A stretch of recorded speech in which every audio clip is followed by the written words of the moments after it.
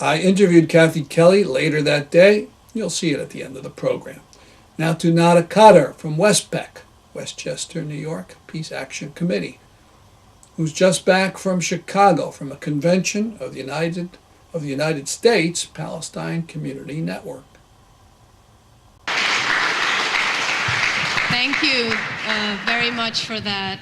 I have my speech actually in my phone, so I'm trying to save paper because we have to bring the environment into our anti-war work as well and our concern for the environment.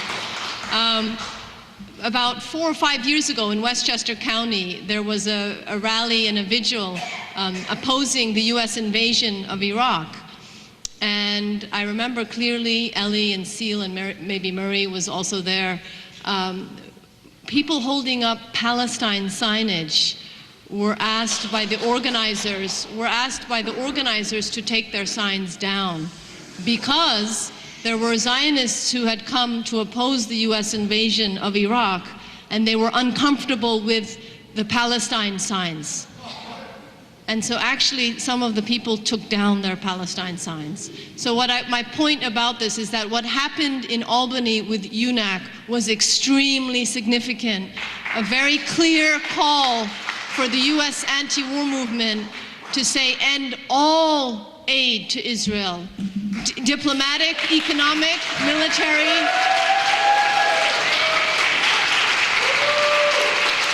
And Israel has been able to get away with its massive violence, not only against Palestinians, but against its neighbors as well, as what happened in Lebanon. It's able to get away with it because the US, as a superpower, is lending its diplomatic support to the State of Israel. So we in the anti-war movement here have a very urgent responsibility to work hard to end all forms of aid to that apartheid and racist state.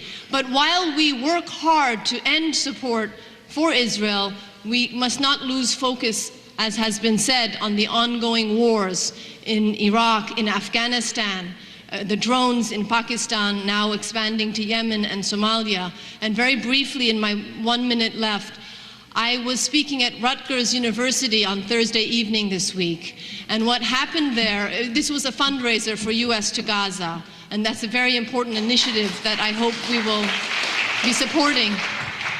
Now, what happened at Rutgers is that the Rutgers University administration was under pressure from the Hillel students and from ADL, saying that it was not lawful for public funds to be used to support a US boat to break an international blockade.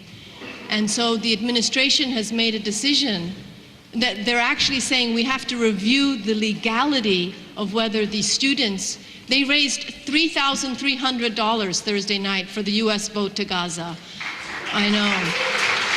But what's happening now with that money is that the administration is going to make a decision as to whether or not the students are allowed to give the $3,300 to the US boat to Gaza. So my point is that this is in the wake of the material support laws that the US Supreme Court agreed on this year. There's not one single organization that can face the repression alone. We all have to pool our resources collectively to fight the battle that is ahead of us. Thank you very much.